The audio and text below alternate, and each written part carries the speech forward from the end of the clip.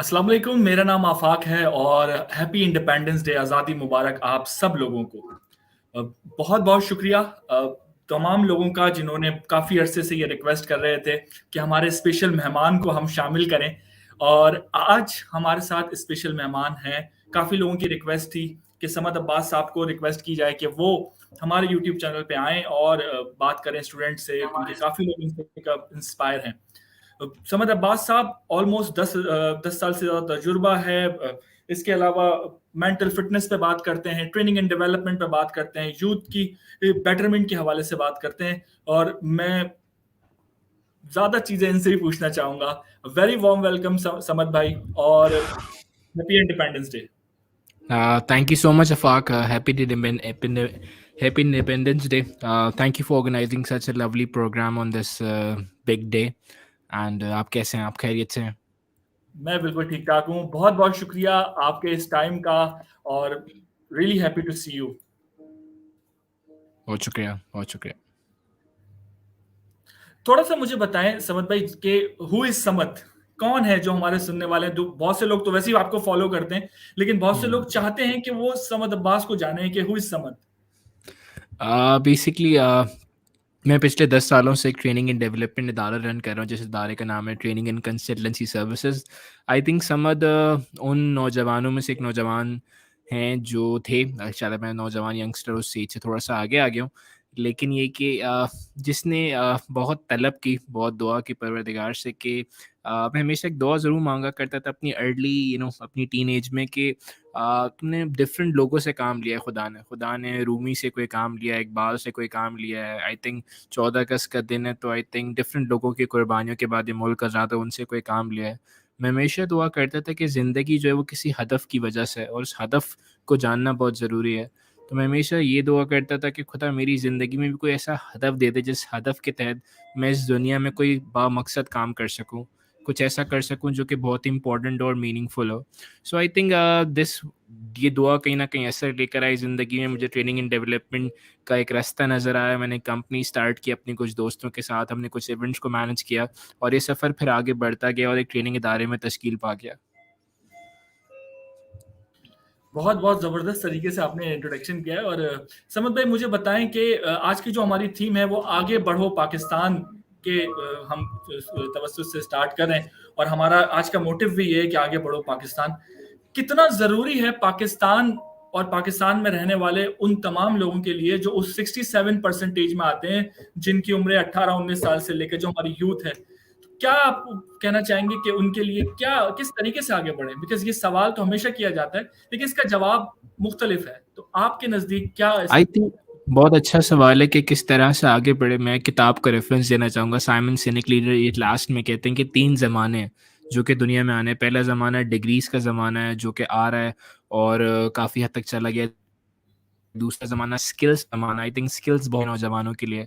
पर I think जो तीसरा ज़माना जो साइमन सिनेक ने जिसके बारे में बात की, जो ज़माना हमेशा रहेगा, आई थिंक वो ज़माना है एम्पैथी का। मैं समझता हूँ कि आजकल के दौर खूबसूरत जुमला जाफ़र सादिक अगर कोट करूँ, जाफ़र सादिक ने कहा कि ईमान और अगर तुम अपने से नीचे किसी को देखो ना, तो उसको बहुत प्यार से साथ अपने ऊपर लेकर आओ। अगर लेट्स सपोज़ मैं दुनिया में आगे बढ़ना चाहता हूँ, तो मुझे नीचे वालों को ऊपर लाना पड़ेगा। जब मैं नीचे वालों को ऊपर लाऊँगा, तो ऑटोमैटिकली मैं ऊपर चला जाऊँगा। शायद ट्रेनिंग एंड डेवलपमेंट का भी मकसद ये था, आपके पहले सवाल का जवाब भी इस सवाल में है कि मैं लोगों को इसलिए पढ़ाता हूँ, इसलिए सिखाता हूँ कि जो मुझे आता है, जब मैं लोगों को सिखाऊँगा, तो ऑटोमैटिकली खुदा मुझे एक अगले दर्जे, एक नेक्स्ट लेवल पे पहुँचा देगा।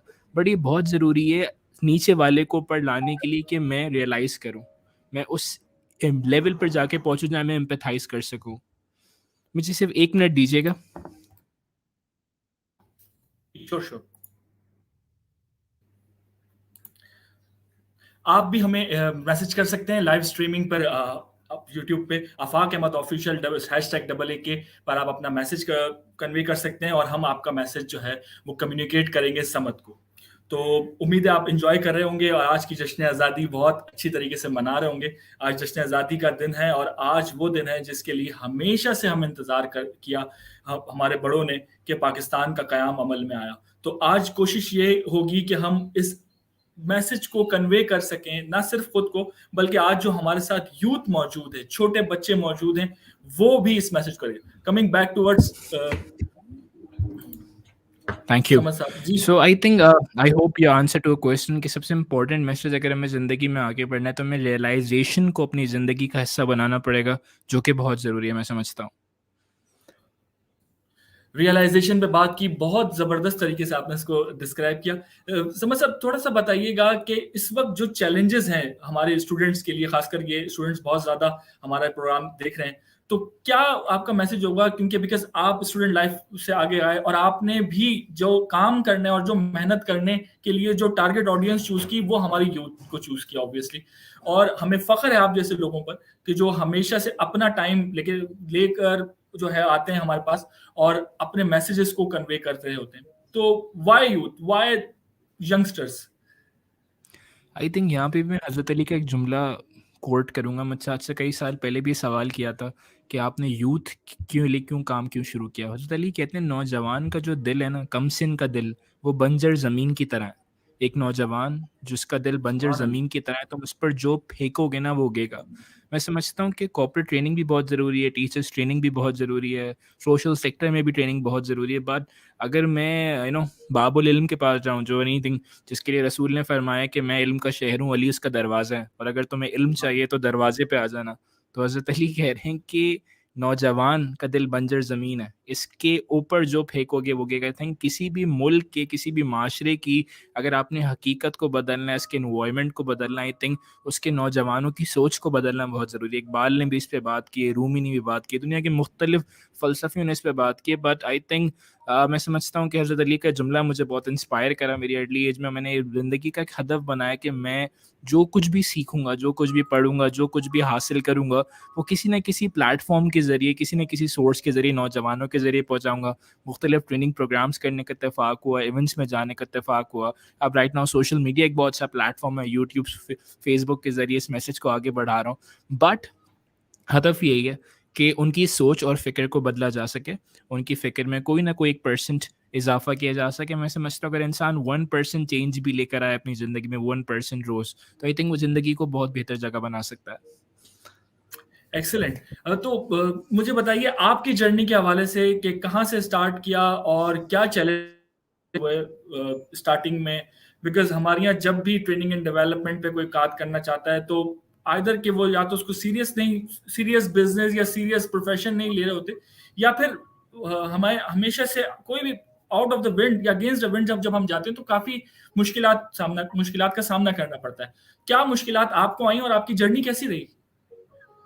आई थिंक जर्नी डेफिनेटली खूबसूरत थी, काफ़ी खूबसूरत थी। और लेस ब्राउन का एक बड़ा मुश्किल मशहूर जुमला भी है कि ज़िंदगी में अगर आसान फ़ैसले लोगे, ज़िंदगी आज तो आसान है बट कल मुश्किल हो जाएगी। अगर ज़िंदगी में आज मुश्किल फ़ैसले लोगे, ज़िंदगी आज तो मुश्किल है, कल आसान हो जाएगी। आज से 10 साल पहले ये बहुत ही मुश्किल फ़ैसला था कि मैं एक ट्रेनिंग कंपनी स्टार्ट करूँ, इवेंट्स कराऊँ, ट्रेनिंग्स कराऊँ, जबकि उस वक्त शायद इतना स्कोप नहीं था, लोगों को इतना क्लैरिटी नहीं थी कि ट्रेनिंग है क्या, ये किस तरह से काम करेगी। मुझे मेरे अंदर खुद इनफैक्ट मेरे पास वो क्लैरिटी नहीं थी कि मैं किस तरह आगे जाके फंक्शन करूँगा और मैं किस तरह लोगों की लाइफ में कोई ना कोई परसेंटेज या कोई ना कोई ट्रांसफॉर्मेशन लेकर आ रहा हूँ। बट वो कहते हैं ना, नीयत साफ मंजिल आसान। आई थिंक मुश्किलात बहुत थी, लोग इस बात को नहीं समझ पा रहे थे, शायद फैमिली की तरफ से भी कहीं ना कहीं प्रेशर होगा। बट मैं एक बात समझ पाया कि वंस यू हैव क्लैरिटी, अगर आपके दिमाग में क्लैरिटी हो, अगर आपको पता हो कि आपको किस तरफ जाना है और आपकी नीयत साफ हो, तो मैं समझता हूँ कि आपकी मंजिल आसान हो जाती है। बहुत ही खूबसूरत जुमला मैं अपने देखने वालों को कहूँ, हमेशा ये जुमला मैं अपनी ट्रेनिंग्स प्रोग्राम के एंड में कहा करता था, लेकिन शायद आपका सवाल आया तो मैं स्टार्ट में कह दूँ। मतलब इससे खूबसूरत जुमला मेरे पास देने को है नहीं। एक इंटरनेशनल का इत्तेफाक हुआ, वहाँ पे हम कोई ट्रेनिंग के हवाले से गए हुए थे, तो वहाँ एक उस्ताद, बुजुर्ग उस्ताद मिल गए, तो उन्की खिदमत में गए। उनसे कहा जी आपकी 70-80 साल उम्र है, आपने तालीम को शोबे में इतना वक्त दिया है, कोई एक जुमला आप अपनी ज़िंदगी से दे सकें। कमाल का जुमला उन्होंने कहा, जितना आता है ना उस पर अमल कर लो, बाकी सब खुदा संभाल लेगा।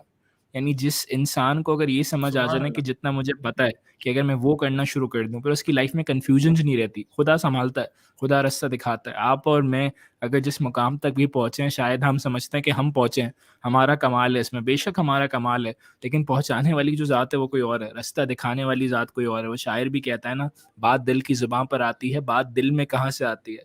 आई थिंक कहीं ना कहीं से खुदा हमारे जहनों में फ़िक्र डालता है कि हमें इस रास्ते पे चलना है। या तो बहुत अच्छी तरीके से आपने बात की कि बात दिल की ज़ुबान पे आती है, लेकिन बात दिल में कहाँ से आती है। तो अगला सवाल भी मेरा जो है वो आपसे यही है कि क्या आप समझते हैं कि ट्रेनिंग एंड डेवलपमेंट के साथ-साथ लोगों में क्या-क्या इश्यूज़ होते हैं और उनकी साइकोलॉजिकल और मेंटल फिटनेस कितनी ज़रूरी है? किसी भी एक प्रोफेशनल की या स्टूडेंट की मेंटल फिटनेस होना कितना ज़रूरी है? बिकॉज़ आप मेंटल फिटनेस पे बहुत ज़्यादा बात करते हैं और उसकी बहुत ज़्यादा इम्पोर्टेंस को उजागर करते हैं। तो मेंटल फिटनेस होना कितनी ज़रूरी है, एक आई थिंक सक्सेसफुल बड़ा प्रोफेशनल? खूबसूरत जुमला है माइकल जॉर्डन के कोच का, टिम ग्रोवर, जिन्होंने किताब भी लिखी थी विनिंग, बहुत अच्छी किताब है। उस किताब में जुमला है, if you not mentally ready you never physically prepared. अगर आप ज़िंदगी में मेंटली रेडी नहीं है तो आप कभी भी फिजिकली काम नहीं कर सकते, आप फिजिकली कभी भी प्रिपेयर्ड नहीं होंगे। मैं इस सेशन के लिए काफ़ी मेंटली रेडी हुआ पहले कि मुझे एक लाइव सेशन करना है बहुत दिनों बाद, वो भी 14 अगस्त वाले दिन। मेरा अभी भी थोड़ी देर बाद भी एक लाइव सेशन है, फिर मेरा एक और लाइव सेशन, आज मेरे 3 सेशंस लाइंड अप हैं। तो मैं सोच रहा था कि मैं आज करूँ या नहीं करूँ, एक साथ मैंने तीनों लाइंड अप कर लिए, बट इन तीनों सेशंस को करने के लिए फिज़िकली प्रिपरेशन से ज़्यादा मुझे मेंटली रेडी होना बहुत ज़रूरी है कि यार मैं हाँ, मेंटली रेडी हूँ। तो मैं समझता हूँ कि मेंटल फिटनेस बहुत ज़रूरी है, उसके लिए मैं इसलिए बहुत ज़्यादा बात करता हूँ बिकॉज़ खुदा की दी हुई बेशुमार नेमतों में से सबसे बड़ी नेमत अक्ल है, इंसान का दिमाग है, उसकी सोच है।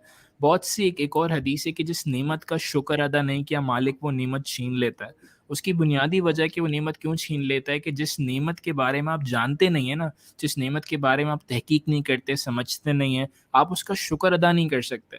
सिमिलरली दैट्स व्हाई मैं मेंटल फिटनेस पे ख़ास तौर पे माइंड के बारे में बहुत ज़्यादा गुफ्तगू करना पसंद करता हूँ बिकॉज़ हमारी ज़िंदगी टोटली हमारे माइंड से रन हो रही है। माइंड के 2 पैरामीटर्स बहुत ही अहम हैं, सबकॉन्शियस और कॉन्शियस। सबकॉन्शियस यानी आपके जितने भी प्रोग्राम्स हैं, जितने भी आपके बिहेवियर्स हैं, जितनी भी आपकी आदतें हैं, वो सब कॉन्शियस माइंड के अंदर सेव हैं। अगर इंसान अपनी आदतों को बदलना चाहता है, यानी इंसान अगर अपने मुस्तकबिल को बदलना चाहता है, तो उन्हें अपनी आदतों को बदलना पड़ेगा और आदतों को बदलने के लिए उसे अपने माइंड यानी सबकॉन्शियस माइंड को चेंज करना बहुत ज़रूरी है। तो मैं समझता हूँ बहुत से लोग समझते हैं कि अपनी आदतों को नहीं बदल सकते, अपने मुस्तकबिल को नहीं बदल सकते, अपने माशरे के इर्द-गिर्द की सराउंडिंग को नहीं बदल सकते। उसकी बुनियादी वजह क्या है कि वो ये समझते हैं कि उनकी सोच नहीं बदली जा सकती। तो आई थिंक इस मौज़ू पर बात करना बहुत ज़रूरी है नौजवानों के लिए। बदकिस्मती से मैं इस पे बहुत ज़्यादा बात इसलिए करता हूँ, वीडियोज़, कंटेंट जो भी मुझसे हुआ, मैं इसलिए करता हूँ कि उसकी बुनियादी वजह ये कि कोई इस पे बात नहीं कर रहा। कोई इसको टच कर नहीं रहा। यूनिवर्सिटीज़ के अंदर हमारे पास एकेडमिक्स पे बहुत बात की जा रही है, हार्ड स्किल बहुत है बट सॉफ्ट स्किल्स नहीं है और किसी भी माशरे को आगे बढ़ाने के लिए सॉफ्ट स्किल्स बेहद ज़रूरी है। हार्ड या हार्ड स्किल और सॉफ्ट स्किल के हवाले से बात की, हमेशा लोगों को कंफ्यूजन होता है what is hard skill and what is soft skill. तो थोड़ा सा अगर आप डिफाइन कर दें तो बहुत बेहतर हो जाएगा कि हार्ड स्किल्स में क्या चीजें आती हैं और सॉफ्ट स्किल में क्या जाती हैं, क्योंकि मैं तो ये समझता हूँ कि हमारा पूरा कुरान शरीफ, पूरी नबी करीम सल्लल्लाहु अलैहि वसल्लम की जो तालीमात है, पूरा इस्लाम जो है वो सॉफ्ट स्किल के ऊपर बेस कर रहे हैं, उसकी जो प्रिंसिपल है वो सॉफ्ट स्किल है। लेकिन आपके नजदीक what is soft skill and what is hard skill? I think जितनी भी हमारी टेक्निकल एजुकेशन है प्राइमरीली, जो भी हम मैनेजमेंट से रिलेटेड पढ़ रहे हैं, साइंस से रिलेटेड पढ़ रहे हैं, आर्ट से रिलेटेड पढ़ रहे हैं, that is primarily more related to hard skill. But critical thinking की जब बात होती है, जब बात होती है गौर व फिक्र करने की, जब बात होती है कम्युनिकेशन स्किल की, जब बात होती है किस तरह मसलों को सॉल्व किया जाता है, जब बात होती है टीम बिल्डिंग की, किस तरह साथ काम करना है, जब बात होती है अखलाक की, रवैये की, एटीट्यूड मैनेजमेंट की, आई थिंक ये वो सब पैरामीटर जो सॉफ्ट स्किल्स के अंदर आते हैं। मैं समझता हूँ कि हार्वर्ड यूनिवर्सिटी की रिसर्च है, स्टैनफोर्ड ने इस बात पे रिसर्च की है कि किसी भी नौजवान की इदारे की ज़िंदगी में, उसकी पर्सनल लाइफ में, प्रोफेशनल लाइफ में 15% हार्ड स्किल बहुत इंपॉर्टेंट है। अगर मैं प्रोफेशनली ग्रो करना चाहता हूँ, डिग्री स्किल बहुत इंपॉर्टेंट है, but on the other and मैं उस स्किल को किस तरह कर रहा हूँ, मैं किस तरह अपने इमोशंस को कंट्रोल कर रहा हूँ, वही बात मेंटल फिटनेस पे आ जाती है। मैं किस तरह अपने रवैये को कंट्रोल कर रहा हूँ, ये सब सॉफ्ट स्किल्स के अंदर आती हैं। या बहुत अच्छी तरीके से डिफाइन किया। आजकल बहुत अहम और बहुत ही मशहूर जुमला चल रहा है, emotional intelligence. What is emotional intelligence and how we can improve our other skill, just control or manage the emotional intelligence effectively? तो क्या अहमियत है इमोशनल इंटेलिजेंस की, आप क्या समझते हैं? वही आपकी बात कि आज के माशरे में जो सबसे बड़ा प्रॉब्लम है, आई थिंक वो जंग इमोशंस की है। सबसे बड़ा मसला है कि लोग मायूस हैं। आई थिंक मैं कमेंट्स भी पढ़ रहा हूँ, बहुत से लोग खुशी का एहसास कर रहे हैं, उनको अच्छा लग रहा है। कोई कह रहा है गुड जॉब अफाक साहब, वेरी इम्प्रेसिव, बड़ा इंस्पायरिंग डिस्कशन हो रहा है, ये सब इनको इतना अच्छा क्यों लग रहा है? बिकॉज इस इमोशंस मैनेजमेंट को समझने के लिए, इमोशनल मैनेजमेंट को समझने के लिए वही माइंड को समझना बहुत ज़रूरी है। जिस तरह आप कोई अच्छा फल खाते हैं, कोई अच्छा खाना खाते हैं, आपकी ज़बान को पसंद आता है, आपकी ज़बान का मैकेनिज्म है, उसे टेस्टी फूड बहुत पसंद है, उसे मीठा बहुत पसंद है, उसे स्पाइस पसंद है। सिमिलरली आपके माइंड को क्या पसंद है? आपके माइंड को नॉवेल्टी पसंद है। नॉवेल्टी कहते हैं नई सोच, नई फ़िक्र को। जब आप अपने माइंड को नई सोच, नई फ़िक्र देंगे ना, तो आप का जो मैकेनिज़्म है सोचने का, आपके महसूस करने का मैकेनिज़्म, वो डेफ़िनेटली शार्प होगा। हज़रत अली भी कमाल का जुमला कहते हैं, वो कहते हैं जिस तरह तुम्हारे बदन थक जाते हैं ना, उस तरह तुम्हारे दिल भी थक जाते हैं। और जब तुम्हारा दिल थक जाए ना, तो उसे हिकमत वाली सोच की तरफ ले जाओ, उसे इंस्पायरिंग बातों की तरफ लेके जाओ, उसे इंस्पिरेशन की तरफ लेके जाओ। यूजुअली आजकल के माशरे में लोग मायूस हैं, क्यों मायूस हैं? बिकॉज़ इस तरह का कंटेंट नहीं है। आई थिंक इस शो पे एवरीथिंग शायद 50-60 लोग देख रहे होंगे, शायद ये शो लाखों लोगों को देखना चाहिए, बट माजरत चाहूँगा लाखों लोग कुछ और देख रहे हैं। आई थिंक रात को अगर आप रोडों पर निकलो तो हज़ारों करोड़ों लोग वो गुब्बारे फुड़ा रहे हैं, वो रोडों पे पता नहीं क्या-क्या हो रहा है हमारे माशरे में 14 अगस्त वाले दिन। बहुत कुछ कुछ इंटेलेक्चुअल बात होनी चाहिए, कुछ इंटरेस्टिंग बात होनी चाहिए, पाकिस्तान की तारीख से मुताबिक बात होनी चाहिए, ये इंडिपेंडेंस है क्या इससे मुताबिक बात होनी चाहिए। बट हम पता नहीं किस रास्ते पे चल पड़े हैं, एक अलग ही पाथ है। तो डेफ़िनेटली ये बात थोड़ी देर के लिए तो आपको खुश करेगा, थोड़ी देर के लिए आपको पटाखे, गुब्बारे, 1 बजे आप 5 स्टार चौरंगी पे चले जाएँ, पूरी मतलब फायरिंग हो रही है, क्या लोग जश्न मना रहे हैं। उसी स्ट्रीट पे आप 2 घंटे बाद जाएँगे, सन्नाटा होगा, यानी लोग फिर अपने घरों में चले गए और वही मायूसी, वही कैफ़ियत। क्यों? हिकमत से दूर हैं। हज़रत अली ने एक पैरामीटर दे दिया कि जब तुम्हारे दिल मायूस हो जाए ना, उसे हिकमत की तरफ लेकर आओ, और हमारे माशरे में इंटेलेक्ट खत्म होता जा रहा है। आई थिंक या that's my answer to question. मुझे हिकमत एक की तरफ कॉल चले जाओ नहीं, और मैं आपके अगले सवाल का जवाब देता हूँ। सिर्फ 1 मिनट। श्योर। आप हमें सवालात कर सकते हैं यूट्यूब चैनल पे, जो लाइव स्ट्रीमिंग चल रही है, वहाँ पे आप अपने सवाल ले सकते हैं। और आप आज़ादी की किस तरह मनाते हैं और आपके लिए आज़ादी क्या है, ये भी आप ज़रूर बताएँ हमें, ताकि हम हमारे गेस्ट से आपके सवालात का जवाबात ले सकें। बहुत-बहुत शुक्रिया। काफ़ी लोग हमसे सवाल कर रहे हैं, हम उनके सवालात का सिलसिला भी शुरू करते हैं, और काफ़ी लोग हमारे साथ जुड़ रहे हैं। तो आप इस लाइव स्ट्रीमिंग को जो है वो शेयर कर सकते हैं, ताकि इंटेलेक्चुअल बात कर सकें। हिकमत की बात के हवाले से बात हो रही थी, तो हिकमत की बात कर सकें। या नेक्स्ट क्वेश्चन जो है हमारा, शहजाद अब्दुल्ला साहब ने पूछा है कि एक बहुत बड़ी तादाद है, और बहुत रेलेवेंट क्वेश्चन है, कि बहुत बड़ी तादाद है जो एजुकेशन से दूर है, जो कि एक्सेसिबिलिटी से भी दूर है, वहां तक हम अपना मैसेज किस तरह लेके जाए समझ, या हम वेट करें, मैं क्या सवाल को आपका अगर आप मैसेज? रिपीट कर सकें। मैं आपको रिपीट करूं। शहजाद अब्दुल्ला साहब का सवाल है कि एक बहुत बड़ी तादाद है पाकिस्तान की जो कि रूरल एरियाज में रह रही है, जहां पर सोशल मीडिया भी आहिस्ता आहिस्ता पेनिट्रेट कर रहा है, जहां तक हम ट्रेनिंग एंड डेवलपमेंट के जरिए, लेक्चर्स के जरिए नहीं पहुंच पाते। How we can convey our message of हिकमत to the those people? Definitely I think आपको ट्रैवल करना चाहिए, आपको वहाँ तक पहुँचना चाहिए, जहाँ तक आपकी आवाज़ नहीं पहुँचती। मुझे याद पड़ता है कि मैं स्कर्दू एक एनजीओ के साथ आज से कई साल पहले गया, कुछ ट्रेनिंग प्रोग्राम के हवाले से। 1-2 ट्रेनिंग्स मुझे वहाँ करवानी थी एक ऑर्फनेज के अंदर। एंड जब मुझे पता लगा कि वहाँ पे बहुत सारे स्कूल्स हैं, और डेफ़िनेटली हर इलाके में, हर मोहल्ले में स्कूल्स होते हैं, बट वहाँ स्कूल्स में कोई ट्रेनिंग एंड डेवलपमेंट वाला मैकेनिज़्म नहीं है, कोई करियर काउंसलिंग नहीं है। तो मैंने खुद जाके वहाँ पे वॉलंटियर करने की कोशिश की। एक स्कूल गया, एक से दूसरे स्कूल पहुँचा, दूसरे से तीसरे पहुँचा।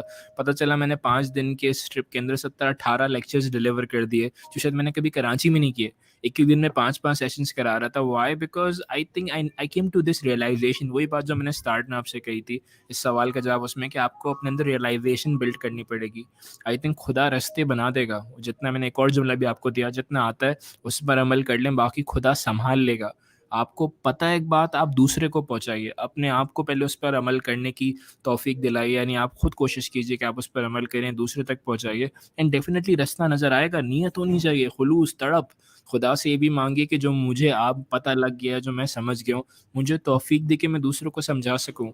आई थिंक ये ट्रेनिंग अंबियाओं का प्रोफ़ेशन है, सिखाना अंबियाओं का काम है। मेरे और आपकी बस की बात नहीं है। अगर खुदा की इसमें तौफ़ीक शामिल ना हो, मुझे नहीं लगता ये काम हो पाएगा। आई थिंक या that might answer to your question. या थैंक यू। नेक्स्ट क्वेश्चन है फातिमा का। वो कह रही हैं कि अपने अंदर के मैं हमेशा से मेरा भी एक इस हवाले से आइडियोलॉजी है कि हर इंसान में कुछ ना कुछ यूनिक स्किल के साथ अल्लाह ताला ने हमें पैदा किया होता है।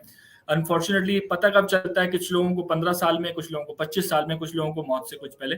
अपने अंदर की मौजूद वो यूनिक स्किल को तलाश कैसे करें? खुद ही की तलाश के हवाले से क्या आप कहेंगे? मैं फिर वही वाली बात कहूँगा कि मैं ज़रूरी नहीं कि मैं हर बात को बहुत खोल के डिफ़ाइन करूँ फातिमा। मैं रिपीट करूँगा उस जुमले को, जितना आता है उस पर अमल करो, बाकी खुदा सिखाएगा। इससे क्या मुराद है, मैं इसको डिफ़ाइन करता हूँ, तुम्हारे सवाल का जवाब है। तुम्हारे सामने कुछ स्किल्स हैं, तुम्हें नज़र आ रहे हैं, ठीक है? तुम्हें पता है कि यार ये बहुत ही इंटरेस्टिंग लग रहे हैं, उनको वक़्त दो। सही किताब है दी वन थिंग, बहुत अच्छी, मैं रिकमेंड करूँगा आप उसे ज़रूर पढ़ें। उस वन थिंग में बात सिखाइए। When you focus on one thing you lose the focus on other. आज मेरे 3 सेशंस हैं, 2 सेशंस हैं, 4 सेशंस हैं, मैं चारों सेशन एक बार में नहीं कर सकता। और अगर मैं चारों सेशन कर रहा हूँ तो ये मल्टीटास्किंग नहीं है, मैं एक वक्त में एक ही काम कर रहा हूँ। तो उस किताब में लिखा है when you focus on one thing you lose the focus on other. एक वक्त में एक काम बहुत ज़रूरी है, बट हर स्किल को, जिस चीज़ में भी तुम आगे बढ़ना चाहते हो, किसी भी काम को अगर अपना इंटरेस्ट भी जानना चाहते हो, उसे टाइम दो थोड़ा। आई थिंक रोज़ 1-2 घंटे अगर तुम किसी स्किल को दे रही हो और स्किल के अंदर वक्त लगा रही हो, तो कुछ अरसे बाद शायद तुम्हें उस काम में मज़ा आने लग जाएगा। एक होता है कॉम्पिटेंस माइंडसेट और एक होता है पैशन माइंडसेट। कॉम्पिटेंस माइंडसेट क्या है कि मुझे सोशल मीडिया मार्केटिंग बिल्कुल नहीं पसंद, मैंने अभी शुरू किया, मैंने अभी यूट्यूब पे अकाउंट बनाया। अब यूट्यूब पे मैं रोज़ एक वीडियो डाल रही हूँ, रोज़ एक वीडियो डाल रही हूँ, 2 साल तक, 2 महीने तक मैं काम करती रही, पता लगा मैं इस काम की माहिर हो गई। अब मुझे यूट्यूब पे वीडियो अपलोड करने में मज़ा आएगा। इसे कहते हैं कि जब आपका कॉम्पिटेंस ग्रो करता है तो आपका पैशन भी ग्रो करता है। किताब का नाम है be so good so they can't ignore you, Carl Newport ने लिखी है। कार्ल न्यूपोर्ट कहता है स्टीव जॉब्स की जो एडवाइस है ना, follow your passion, it's a wrong advice. हर इंसान को उसका पैशन नहीं मिलता, लेकिन हाँ, इंसान अपने पैशन को डेवलप करता है कैसे? By developing competence. मैं लाइव सेशन कर रहा हूँ, मुझे बिल्कुल नहीं पसंद था लाइव सेशन करना, मैंने कितनों सालों कोई लाइव सेशन नहीं किया, लेकिन अब क्योंकि मुझे लाइव सेशन करने में एक महारत हासिल हो गई, मेरे पास एक कॉम्पिटेंस डेवलप हो गया, तो अब मुझे लाइव सेशन करने में मज़ा भी आता है। सो किसी भी काम में अगर आप चाहती हैं आपका इंटरेस्ट भी डेवलप हो जाए और पैशन, मज़ा भी आने लगे, तो उस काम में माहिर होना बहुत ज़रूरी है। उस काम को इस लेवल पे जाके करना कि कोई दूसरा वैसा नहीं कर सकता, बहुत ज़रूरी है। I hope I answered your question. बहुत ज़बरदस्त, और आपने बहुत एक्सप्लेन करके बताया। मुझे बताएँ कि समझ थोड़ा-सा लाइटर मोड पे आते हैं कि मुझे बताएँ कि आप किस तरीके से जश्न आज़ादी सेलिब्रेट करते थे? क्या शुरू से ही इतना कॉन्फिडेंस था कि आप हम मुझसे जब मैं कहीं ट्रेनिंग वगैरह कराता हूँ, तो मुझसे अक्सर लोग पूछते हैं, "क्या आप तो डिबेट में फर्स्ट आते होंगे।" तो क्या आपका भी इस तरह का ही मामला आते हैं कि आप शुरू से ही शौक था, या आपने इस स्किल को with the passage of time increase किया? नहीं, आई थिंक शौक सिर्फ़ एक ही चीज़ का था, वो मैं आपको शुरू में भी अर्ज़ कर चुका हूँ। शौक यही था कि यार ये ज़िंदगी ना बस किसी तरह काम आ जाए। पता नहीं था कि ऐसे काम आएगी ज़िंदगी, बट शौक ज़रूर था कि हाँ, इल्मी महफ़िलों का, लोगों, अच्छे दोस्तों को बनाने का, जो हिकमत वाली बातें बना, अपने से बड़े लोगों में बैठना, जो अच्छी हिकमत अमदेज़ गुफ्तगू करें। थोड़ी बहुत रिलीजियस बैकग्राउंड भी रहा है, वालदा अच्छी जगहों पे लेकर गई हैं, तो ये ख़्वाहिश ज़रूर थी दिल में कि कहीं न कहीं जो बातें समझ आई हैं या सीखी हैं, कहीं न कहीं दूसरों तक पहुँचाई जाएँ। डिबेट वाला मेरा कोई बिल्कुल बैकग्राउंड नहीं है, मैं कोई बहुत ही अच्छा अपनी यूनिवर्सिटी या कॉलेज लाइफ़ में कोई बहुत अच्छा कम्युनिकेटर नहीं था, बट वक़्त के साथ-साथ इसमें क्लैरिटी आती रही। आई थिंक पहले कहानी सुनाने से शुरू किया था मैं। मैं बहुत अच्छा स्टोरी टेलर था, बहुत अच्छी-अच्छी कहानियाँ सुनाता था, जो एक बच्चा भी सुना लेता है। लेकिन वो कहानियाँ जब लोगों के दिलों को छूने लगीं, लोगों को एहसास हुआ कि आपकी कहानियाँ बड़ी ज़बरदस्त होती हैं, जो आप बताते हो, कहानियाँ नहीं होती थी, वो रियलिटी बेस्ड स्टोरीज़ होती थी, जो मैंने लर्न की थी अपने बुज़ुर्गों से, मैं वो आगे सुनाता था। And gradually I came to realise कि अब मुझे हकीकत पर बात करना भी बहुत ज़रूरी है, अब मुझे अपनी रिसर्च को बढ़ाना बहुत ज़रूरी है। तो आई थिंक नीयत अच्छी थी, सोच में कोई गलाज़त नहीं थी, तो खुदा ने साथ दिया और आगे इस मुकाम तक पहुँचे, और आगे आई थिंक बहुत कुछ सफ़र करना है। और इंशाल्लाह अच्छा सफ़र करना है। हमारी बहुत-बहुत आपके साथ अपनी बेस्ट विशेज़ शामिल हैं। मुझे बताएँ, व्हाट इज़ आज़ादी फॉर यू? आज़ादी क्या है आपके लिए? यार आई थिंक मुहर्रम का महीना है, एंड आज़ादी का जो फ़लसफ़ा, आई थिंक वो इमाम हुसैन से बेहतर किसी ने नहीं समझा है। आई थिंक करबला में इमाम हुसैन ने बताया कि अब आज़ादी है कि अपने नफ्स को आज़ाद करो। यानी अपने नफ्स को ग़ुलाम ना बनाओ किसी का। आई थिंक अरब्स की ट्राइब में ख़ासियत है कि वो किसी के लिए काम नहीं करते, किसी के लिए आगे पीछे हाथ पाँव नहीं जोड़ते। बट करबला के मैदान में 70,000 लोगों का मजमा 72 के ख़िलाफ़ खड़ा है। तो उस वक़्त इमाम हुसैन का जुमला है, तुम्हें हो क्या गया है? तुम तो किसी के लिए ग़ुलाम नहीं करते, तुम तो किसी के लिए काम नहीं करते, बट आज पैसे की खातिर सामने 72 के ऊपर हमला करने आए हुए हैं। तो आई थिंक आज़ादी का मकसद है अपने नफ्स को आज़ाद करना, नफ्स को ख्वाहिशात से आपके पास लग्जरीज़ की ख्वाहिशात है, मुझे ये करना है, वो करना है, बट असल आज़ादी है कि वो कहते हैं ना, डाई बिफोर यू डाई, मरने से पहले अपने आप को मार लो, मरने से पहले अपने ऊपर मौत की कैफ़ियत को तारी कर लेना, असल आज़ादी ये है। बाज़ लोग आज़ाद नहीं, इस दुनिया में कैद हैं। हज़रत अली एक और जुमला कहते हैं, कमाल जुमला है, कमाल। मुझे नहीं लगता मैं इस लाइव सेशन में इन जुमलों को डिफ़ाइन कर सकूँ, एक-एक नशिस्त चाहिए इन जुमलों को डिफ़ाइन करने के लिए। हज़रत अली कहते हैं कि इंसान दुनिया में सो रहा है, जब वो मरेगा तो वो जागेगा, उसकी आँख खुलेगी। एक और क्या मुकाम बात पर कहते हैं कि इस कमाल। दुनिया में अपने ऊपर मौत की कैफ़ियत को तारी कर लो। यानी इससे मतलब क्या है, जिस इंसान ने अपने ऊपर मौत की कैफ़ियत को तारी कर लिया, यानी जिसने मौत के फ़लसफ़े को समझ लिया, उसने अपने आप को इस दुनिया से आज़ाद कर लिया। यानी उसने इस दुनिया के मकसद को समझ लिया, हदफ़ के मकसद, यानी इस दुनिया का, इस ज़िंदगी का मकसद क्या है, उसे समझ लिया। तो आई थिंक ज़िंदगी की हकीकतों को समझना आज़ादी है। और मुझे ऐसा लगता है कि बहुत से लोग कैद हैं। बहुत कुछ है। एक बहुत अच्छी किताब है, मैं रिकमेंड करूँगा, उस किताब का नाम है चेहार ज़िंदान, अली शरीयत ने लिखी है। वो कहते हैं इंसान 4 ज़िंदानों में कैद है, एक ज़िंदान फ़ितरत, इंसान ज़ात है।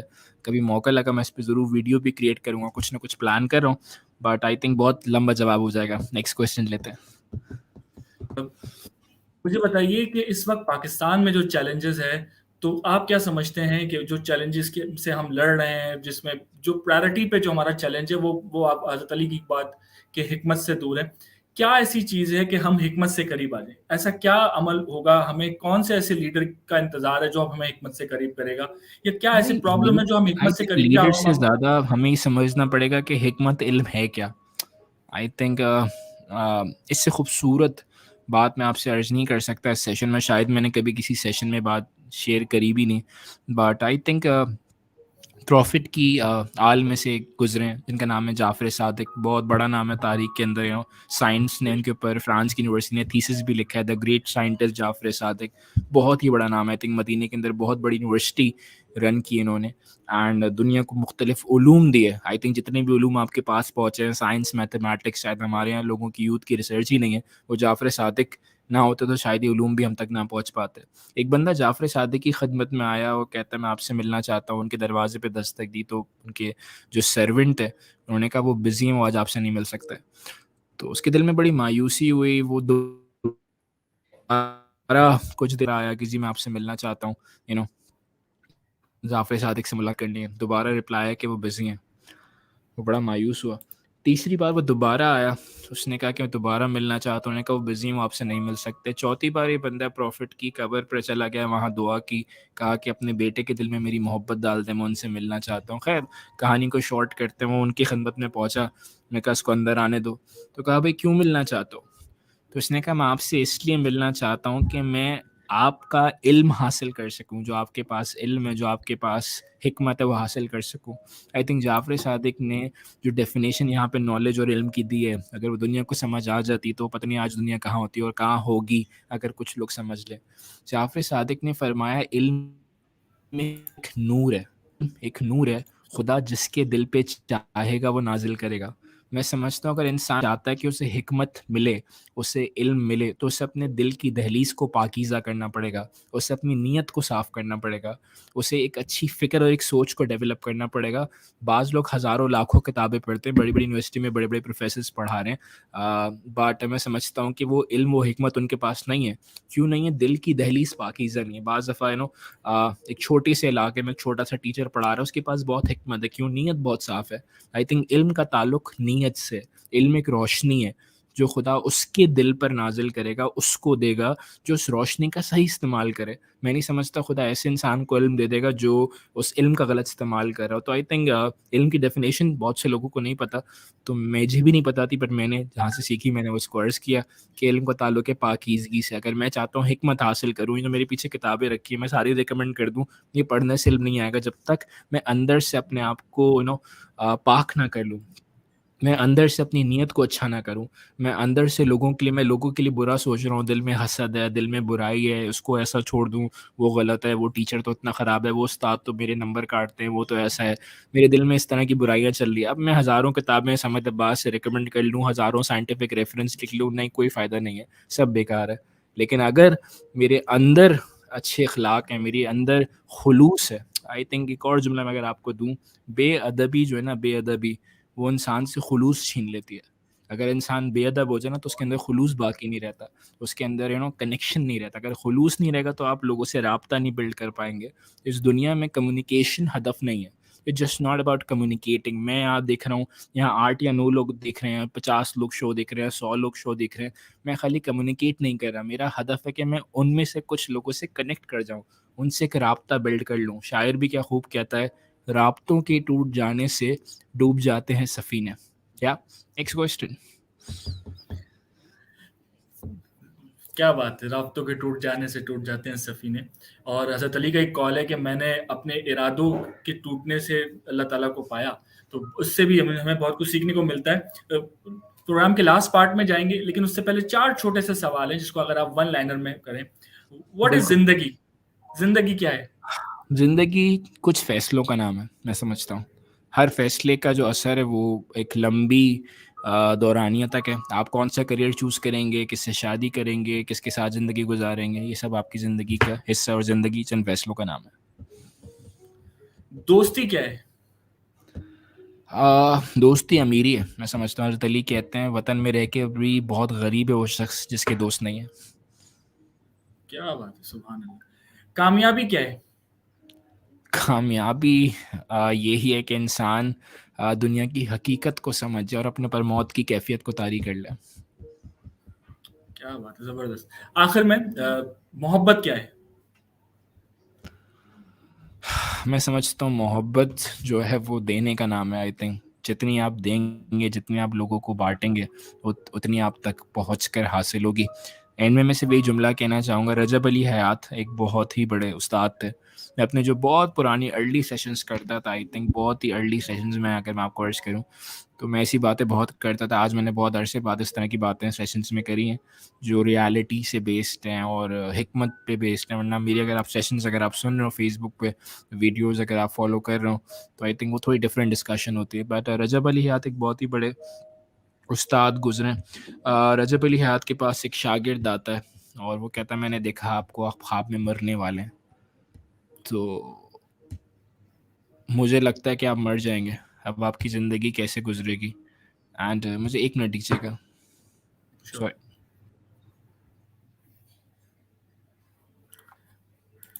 तो हम प्रोग्राम के लास्ट हिस्से में मौजूद हैं और इससे पहले कि हम फाइनल मैसेज लें, आप लोग भी अपना मैसेज कर सकते हैं। हैशटैग AA आफाक अहमद खान ऑफिशियल, ये हमारा यूट्यूब चैनल है जिस पे ये डायरेक्ट लाइव ब्रॉडकास्टिंग हो रही है। इस पे आप अपना जो है सवाल ले सकते हैं। हाँ, हम वापस चलते हैं समद साहब की तरफ। या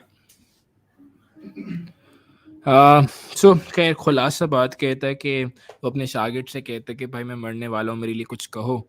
तो उनका शागिर्द एक बहुत कमाल का जुमला कहता है, वो कहता है, इश्क का ज़माना ही बेहतरीन ज़माना होता है। इश्क का ज़माना ही बेहतरीन ज़माना होता है, आशिकों की सुबह की शाम नहीं होती। इश्क का क्या ज़माना बात ही बेहतरीन ज़माना होता है, आशिकों की सुबह की शाम नहीं होती। जो वक्त यार के साथ गुजारे वो ही बेहतरीन लम्हात थे, बाकी ज़िंदगी बेपरवाही की ज़िंदगी थी। आई थिंक जो वक्त आपने अपने उस्ताद, अपने दोस्तों के साथ गुजारा, अपने खुदा के बारगाह में गुजारा, वही वक्त इंसान है। की यादगार होती है, बाकी ज़िंदगी एक आम ज़िंदगी होती है। So yeah thank you so much Afaq. And बहुत आप बहुत कुछ कहना शुक्रिया। चाहेंगे? मैं तो बिल्कुल ज़रूर बहुत बहुत आपकी शुक्रिया राय समद दीजिए। भाई। सबसे पहले आपको मैसेज किया, आपने उस पे लब्बैक कहा, अपना कीमती वक्त दिया और बहुत सारे यकीन करें मेरे पास रिक्वेस्ट आ रही थी मेरे ऑफिस से, यूनिवर्सिटी से काफ़ी लोग आपको फॉलो करते हैं और आपका तरीका तालीम, आपका बोलने का लहजा, और मैं समझता हूँ एक गुलदस्ते में जिस तरीके से आपने तमाम चीज़ें समाई हुई हैं आपकी, आपका लहजा, आपके तलफ़्फ़ुज़, आपके लफ्ज़ और आपकी किताबों का रेफ़रेंस देना लोगों को बहुत ज़्यादा आपके इश्क में मुब्तला करता है और उम्मीद है कि वो आपकी बातों से भी सीखें। लास्ट में मैं इसमें आपका मैसेज लेना चाहूँगा कि आज़ादी के हवाले से आज इंडिपेंडेंस डे और पाकिस्तान अपनी आज़ादी मना रहे हैं हम। आपका क्या मैसेज है? हम जश्न आज़ादी के इस पुरमसरत मौके के वाले से।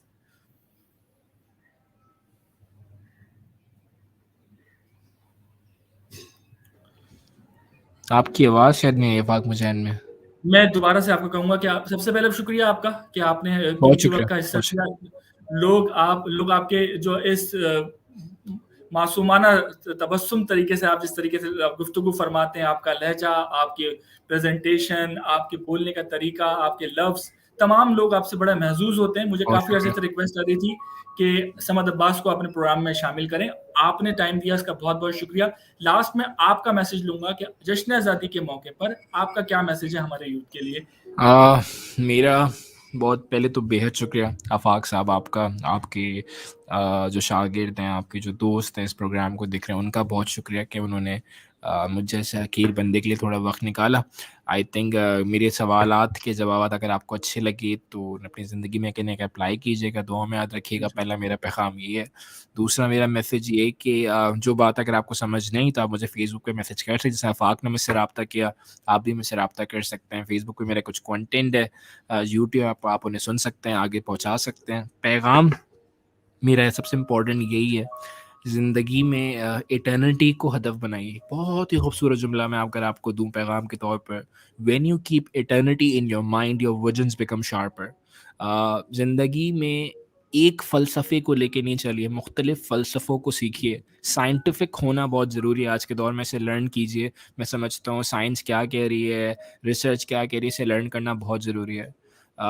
डिजिटलाइजेशन किस तरह मूव आउट हो रही है, दुनिया डिजिटल हो गई है ना, ये अंडरस्टैंड कीजिए, बहुत ज़रूरी है ना, इस इल्म को भी हासिल कीजिए।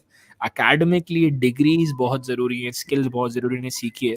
बट इन सब के साथ ना कहीं अपने आप को ना खो दीजिएगा, अपने अखलाक पर काम कीजिए, अपनी ज़ात पर काम कीजिए, अपनी फ़िक्र पर काम कीजिए। हज़रत अली कहते हैं जिसने अपने आप को पहचान लिया उसने अपने खुदा को पहचान लिया। इंसान शनासी, अपने आप को जानना एक बहुत बड़ी जर्नी है, इसके लिए पूरी ज़िंदगी चाहिए, लोगों को वक्त लगा है।